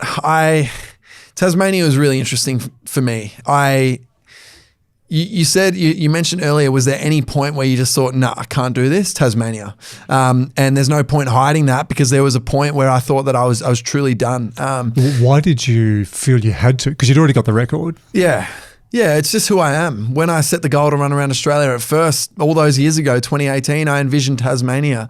I didn't know that Dave didn't run Tasmania at first until I discovered that through conversation with him. And, I wanted to raise as much money as I can. I wanted to connect with more people. Well, Tasmania is a part of Australia. Let's go and do it. So, time again, I think that I would have done it some months or even another, a year down the track, go and do it as its own FKT, fastest known time, go and have a hit out in Tasmania, but respect what I had just done. But at the same time, it was part of my Run for Wishes. I don't regret it because I got to spend a week with my brother who I'm really close with, and it was special to be able to do that. But I'm not exaggerating this. Tasmania had their worst weather in the last 50 years. I was running into 95k an hour headwinds. Mate, I lived in Tassie for 5.5, nearly 6 years, and the weather change there is extreme. So when you say it's almost the worst in 50 years, that's brutal, especially up that coast, the west coast. Yeah, and it was so hard. I didn't realise how much my body would decline. And also from a mental point of view, you've gone to the MCG, Dave's rung you, the media's there, woohoo, and then it's like, oh, shit. So what was the total distance you added with Tassie? Tassie was 566k. So I didn't go around Tassie. I went south. So it's not adding. It's almost a Tesla again, mate. It needs to charge the battery up and beat the Tesla. Yeah, I went from Devonport at the Spirit of Tassie down to Hobart and back to Devonport. So that was also really challenging because I went across and back on the same road, on the A1. So it wasn't as if I was seeing, new sights like I was on the run around Australia. I knew the challenge was I'm going to go down and then back up. But yeah, I hit a point where my body was done. Honestly, I've never been anywhere near that in. So on the running around Australia, you never that hard? Nah, it was day 3 of Tasmania and I thought I was done, and I was coming into Hobart and I was going to call it, and it's not me to quit. I never want to be a quitter. It's just not who I am. But at the same time, I'd ultimately achieved the run around Australia, and this was the extra. And I just thought, well, maybe my body had been declining. Tasmania, day 3 was way worse than day 2. Day 2 was way worse than day 1. And it was declining at a rapid rate into a level that I thought, like never before. It was like never before. And I thought, well, maybe this is just because I had those few days in between before going to Tassie, and your body is done. Like you can't push 84k a day forever. There's got to be a point. And I mentioned earlier about my coach who believed in me, Brownie. Well, again, at a really, really tough time, Chloe, my partner, instilled that belief in me and said, look, you can go back, just even if it's less Ks per day, just stick it out. How are you going to reflect on this run in 5 years down the track? You're going to be upset that you didn't achieve out and back in Tasmania, like you said you would do. You just went the one way, and I don't want to live next to you if that's the case. So incredible support. She ultimately challenged me in that moment, and she was right. I didn't want to have that as be my story, that be my reality. You weren't tempted to say, all right, it's over. I can't do this. I love her so much for that challenge, but ultimately it's what I needed to hear in that moment, because I thought that I was done. Like I can't put it into words, but when I explain to people now, we're 6 weeks on and I'm still walking around so sore. I'm in a lot of pain with my feet.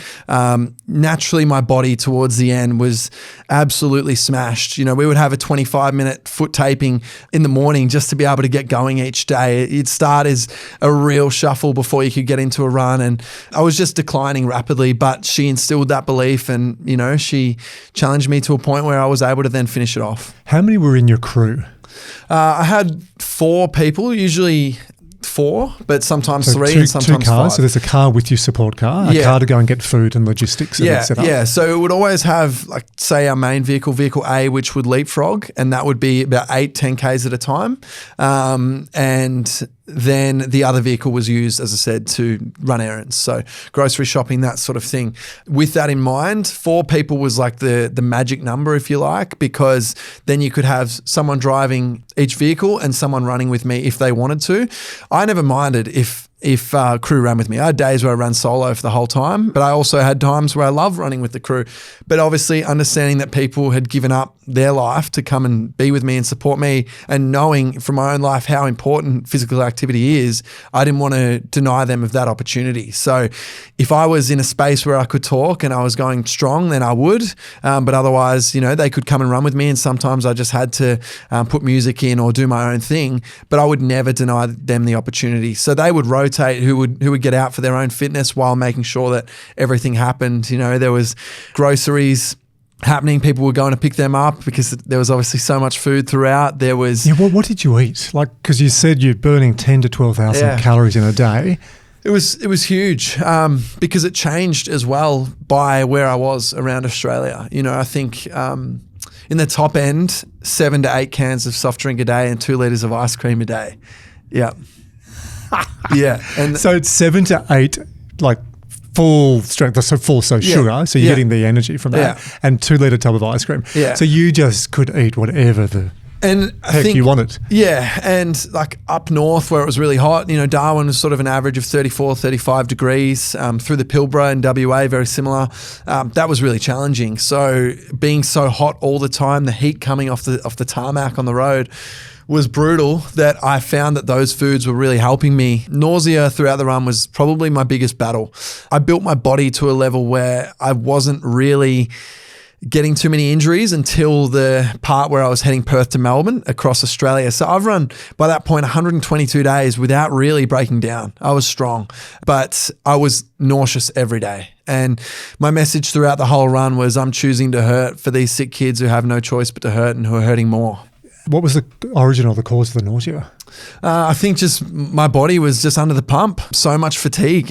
What was the average time running a day? Anywhere from 12 to 14 and a half hours. So big days. Yeah. Better days closer to 12 and then the worst days 14 and a half. So on the bad days, if I was starting at 5:30, I wasn't finishing till 8 o'clock at night. So, there were some really tough days out there, but it was just committing to seeing it through. I had a great team who believed in me, who was prepared to go, these long days. And there were times where there were challenges with that, of course, because it's not just me. And I need to understand that these are huge days for everyone, not just me. And there were times where I was running at such a slow pace where crew might have suggested, hey, let's run 80 Ks today instead of 84.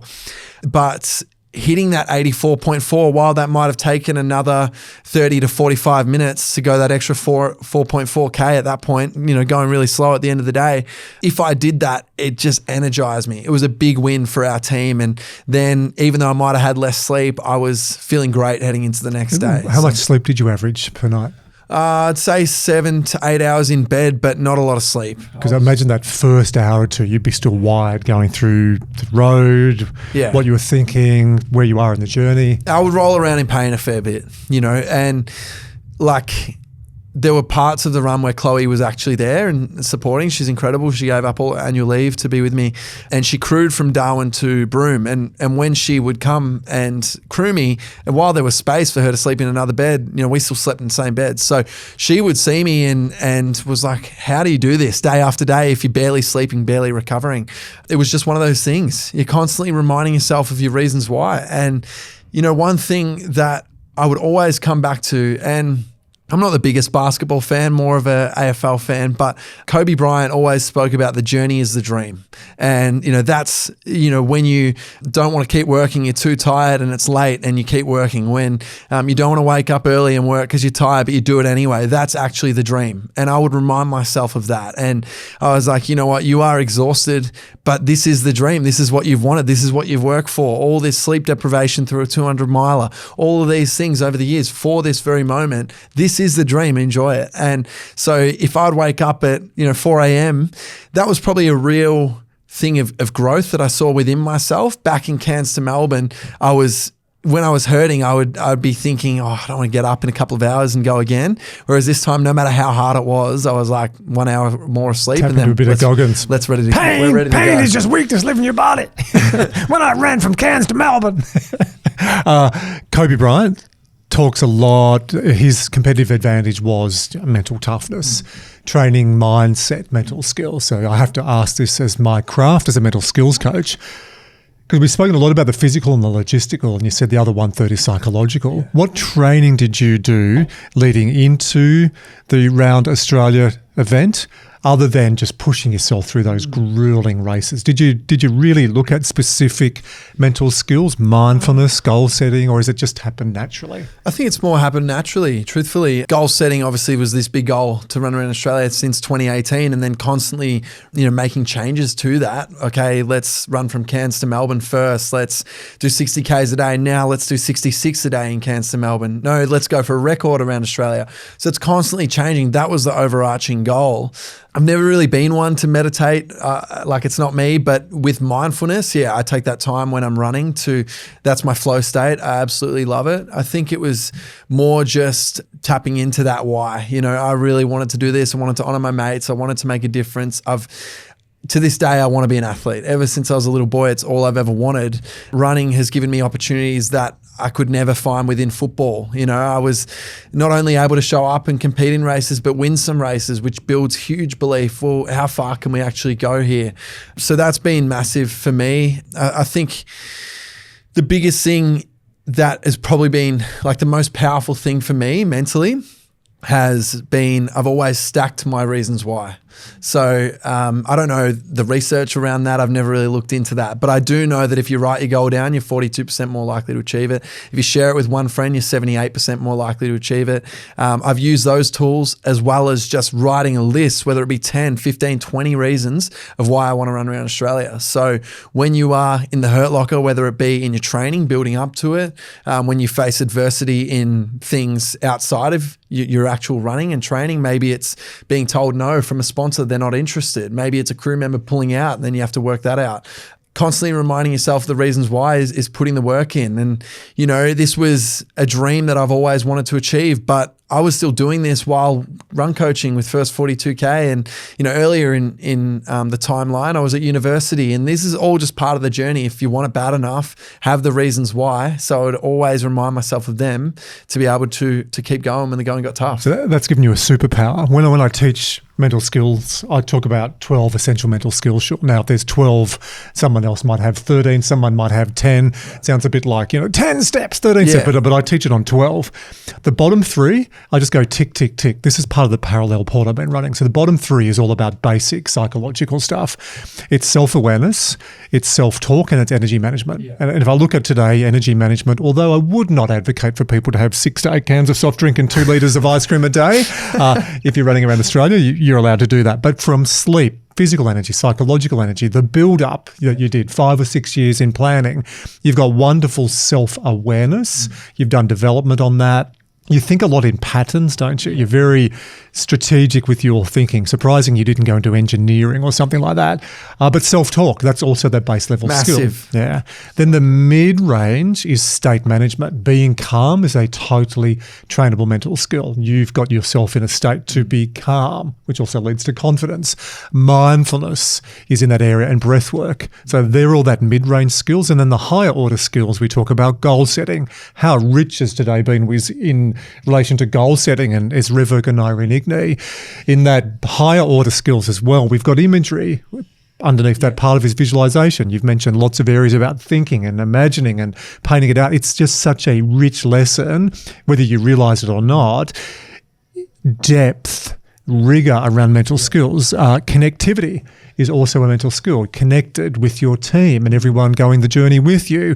Drive, having a deeper purpose. It's a masterclass in that intersection between physical, logistical, and psychological. All of those, I think the biggest one of all those things you just spoke about there is visualization, in the sense that ultra running is problem solving. Like, there's nothing I love more than that. Is things come up, whether it be that it's really hot, it's crazy hot compared to what you're used to running in. So now how do you problem solve that? Well, you have to cover up. You have to, wear the sun sleeves and cover up your face. And maybe you have to drop your pace a little bit. Maybe you have to have more frequent breaks with the crew to get those electrolytes in. Or maybe you have a niggle come up in your ankle or your knee, or that requires some taping. The tendons around that, you might have a sore Achilles.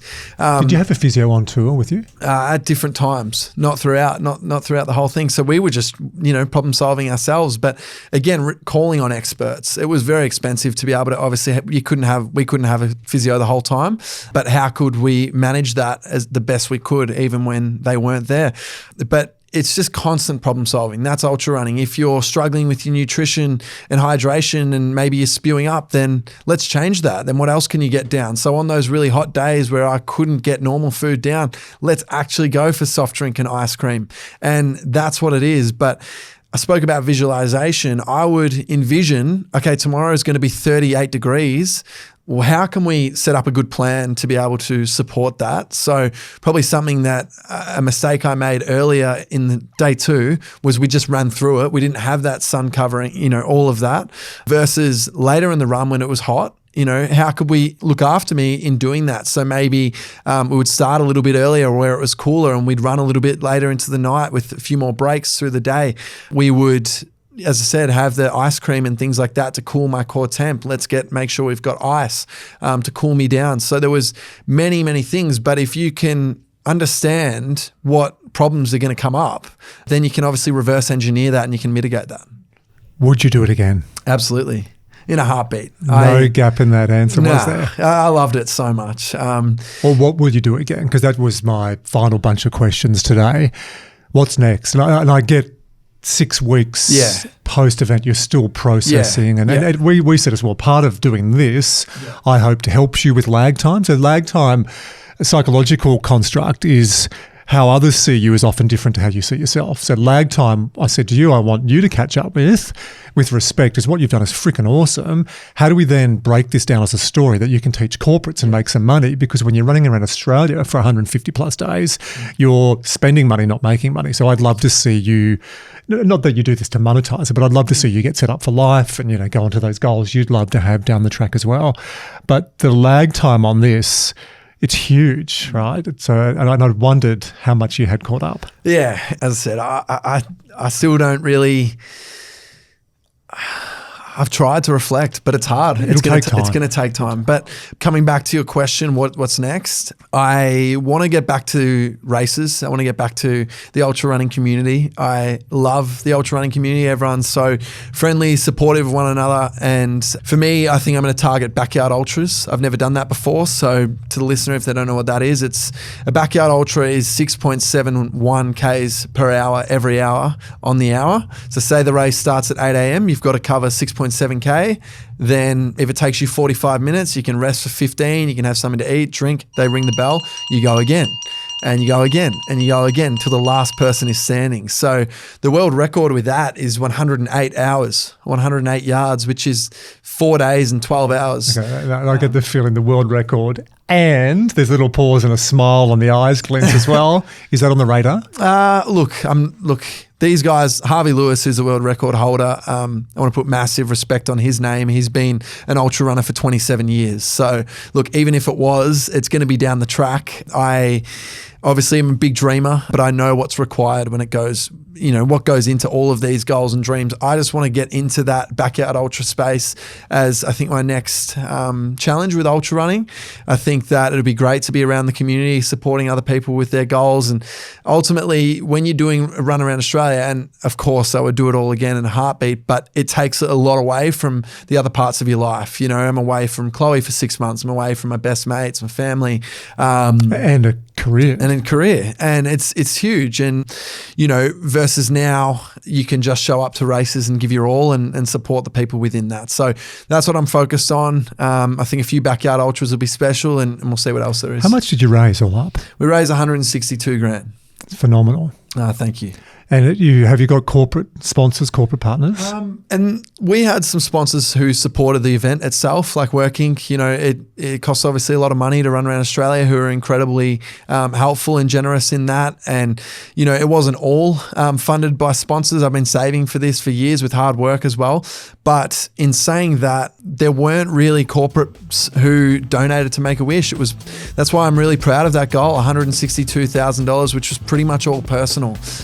People who would give their hard-earned money to make it go a long way and help make sick kids' wishes come true. So I'd love a very wealthy benefactor or a corporate executive who's got a big purse and wants to align with a wonderful cause to step in and support you as well. As I say that, there's your model. I was scribbling, and we'll get that a little bit neater, but I think sitting in the middle of what drives you is your purpose, your ikigai, your raison d'etre, and then you've got the physical, you've got the psychological, and you've got the logistical. So it's true. A beautiful model that you have used to fuel you to teach us today. I said at the start, my explicit goal was to capture your story and to help you get some business and booking. I have no doubt there are some people listening or watching this who go, that's a phenomenal story. So to book you, how do people go about getting the Sean Bell experience? Not around Australia, Wiz. Screw that, right? We don't even drive that far. But for you to come in and fire up, whether it's a sporting team, a local community group, or especially corporates, because every big company has offsites, and your message is much more than just running around Australia. It's about goal setting, and it's about tapping into purpose, and it's about connections. So many beautiful stories. Thanks, Maisie. Yeah, if people want to, follow the journey, Sean Bell Runs on social media, but if you're looking to book me and get in touch, Sean at seanbellruns.com. Awesome. Look, I think you are just starting on this. I really do. I think you've got an amazing story. Lag time, when you catch up and can articulate that and the public catches up and go, geez, this is phenomenal. This is not just a short-term endurance thing. This is massive. I'm excited for you. Thanks so much, Maisie. It's been awesome to chat. It's been great. It's been roller coasters. It's a bit like covering Australia, isn't it? We've had some mountains and valleys. There's been a bit of mist. I've loved today. Thank you for being so authentic. No, thank you.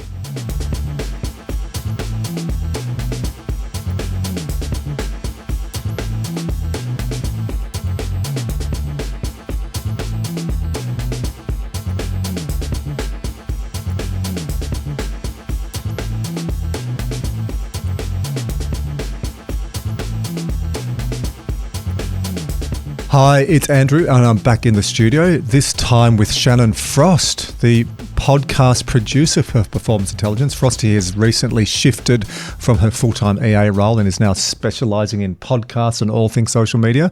Frosty, welcome back. It's a while since we've had you do a reflection. Yeah, it's good to be back with the reflections. I have to be honest, though, I've done a complete 360 on this episode when I was helping you with the research. So I'm excited to tell you about it. And at Performance Intelligence, we are always open and authentic. And so when you said to me, I'm not really into those guys and girls who do endurance, I don't get it. There was a part of me that thought, oh, blasphemous, young woman, how dare you say that? And the other part of me, I actually loved that you were speaking your truth.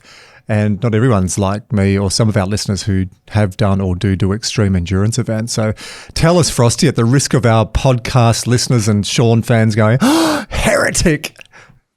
Yeah, just, I find it both impressive but unsettling to see the extreme length some athletes go to, especially endurance athletes like Sean. I was just finding myself when I was researching this, like I don't find it impressive that there's no denying that what they accomplish is extraordinary. It's just so hard for me to fully embrace the idea of pushing the body to such limits, often risking severe injury or even death. Like I don't want to brush past the fact that many athletes die from their sports. I know an athlete. No, I just got autocorrect. Some, not many. Yes, so some, and we're talking extreme. And you're right. For a lot of people, and I'm really glad you brought it up. I was looking forward to this review when you told me your angle on it, because it's not normal for some people just to exercise regularly, let alone run around Australia or to paddle around Australia or to surf Nazare. Think about some of the other guests we've had on this podcast, or to climb base camp as a paraplegic. Look, we've had some wonderfully inspiring guests. I have had some feedback from some people that, it is inspiring, but I just don't know where to start. Yeah, this level of commitment, like it's deeply admirable. It just reveals like a level of competitiveness and perhaps an addiction to like pushing the boundaries that I just personally don't aspire to. And I'd honestly discourage like my loved ones to do it. And maybe that's selfish, but yeah, the thought of like risking that much just feels so scary and just ultimately unappealing.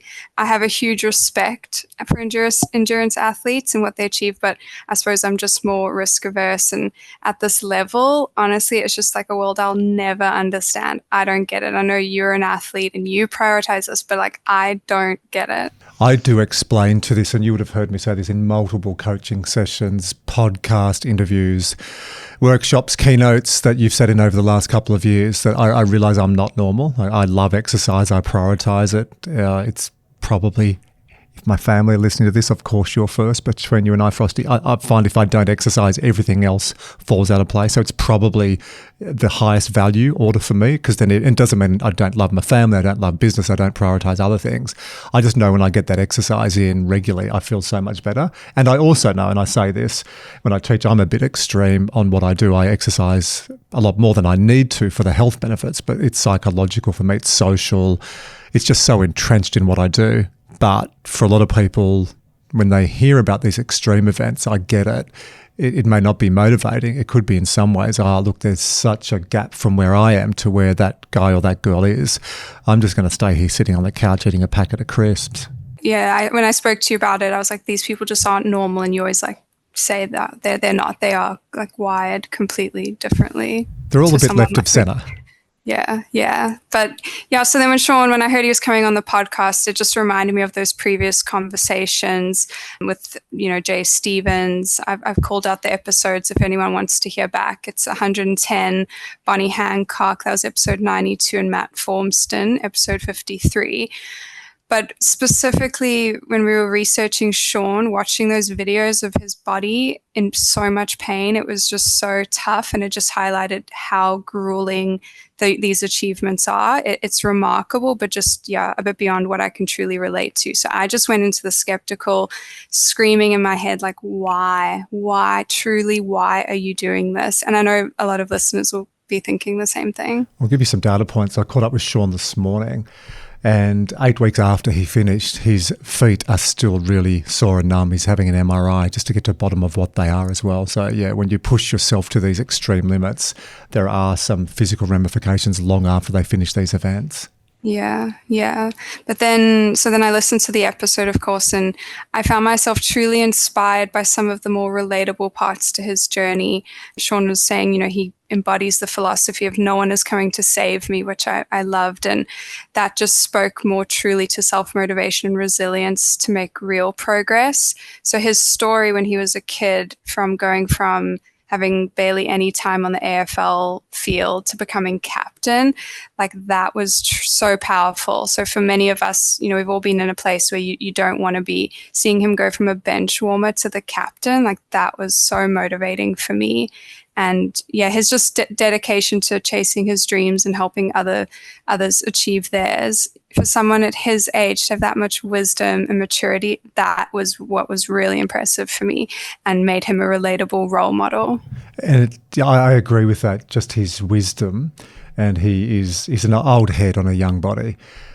The part I got out of it, and this also came, I've caught up with him a couple of times, and you've seen him in the office as well, to help Sean articulate his message and to get some more work. I'd love to see him booked more in the corporate world. It's an amazing message. People listening to this, and I said that at the end, book Sean, get him in. It's not just for even a keynote. I can see sales teams working with him. I can see leadership teams. And then the biggest part I've looked at with him is the whole reverse engineering process of setting a goal. Like, who do you know in their 20s, Frosty, your friends, who say, right, I've got a 6-year goal and I'm going to reverse engineer and I'm going to eventually run around Australia 13,383 kilometres in 158 days, 14 hours and 52 minutes. And yes, Sean, I've got the stats because I would never make that mistake again after putting it on Instagram, and he corrected me straight away.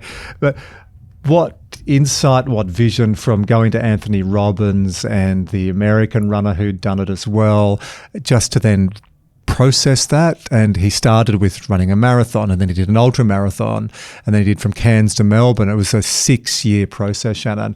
I find that mind-blowing for someone to do that in their 20s.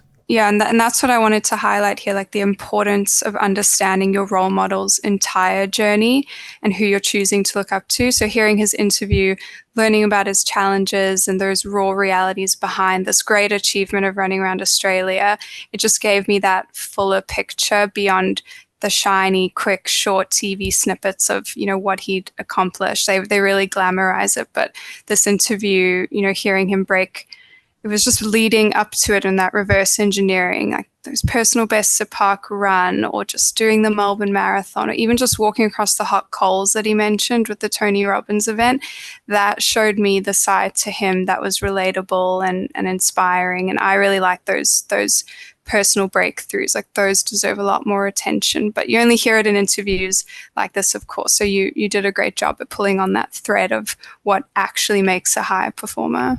And I think people need to know that because we do see the glamorized 5-minute bite. You get the audio drop and everyone goes, oh, that's so cool. She is amazing. He is a legend. And you don't know the backstory. But it's interesting, those other interviews you bring up as well. So with Matt Formston, with Bonnie Hancock, with Jase Stevens, all these amazing people who are doing phenomenal things. They've all got a story. And for a lot of them, it's pain. For some of them, it's trauma. And then unlocking that, endurance events or extreme activities help that. And I mean that with respect. I love them all. They're all a little bit left of center. You're not normal to do these activities. But they're, in many ways, just an ordinary person doing extraordinary things. Interesting, you, Wizard, and Ange have all said, oh, he's so nice. Yeah, and we've got to know him now. I know you're doing a lot of work with him. I've met him a couple of times. He's in and out of our office. So I've really come full circle from being not very impressed to really quite inspired. And he's just a great guy. I just wish more people knew about him. I just think he's got a marketing or a brand problem, and I mean that with respect. He's doing amazing activities, and part of what we've spoken about, Shannon, is to get him an agency or a talent bureau, and for him, with respect, to get out of the way, just to go do these crazy events that people like you eventually come around and go, it's not just running around Australia, it's the goal-setting process. It's having a purpose that you tap into and you can achieve amazing feats. It's the team, it's the connectivity with community, it's giving back for a cause. And I think if we can get the right person or people to help amplify Sean, not only will he get his message out there a lot more, it'll also give him some of the rewards that I think he deserves. Yeah, I think he deserves it too. It was a great episode. I'm proud to know him, and you did a great job, like I said. And yeah, hopefully we can have him back again once he's achieved another ridiculous goal that I'm sure he's set for himself. You only have a great podcast, Shannon, when you have a great team. So I really appreciate all the research you do and what everyone else does behind the scenes. And it is exciting. This is the first time you have done a reflection as the official Performance Intelligence podcast manager and all things social. Final question I've got for you.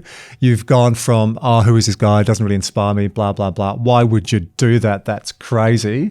To, he's a really nice guy and there's some really good lessons in this. Has it inspired, shifted, pushed, challenged you to do anything different?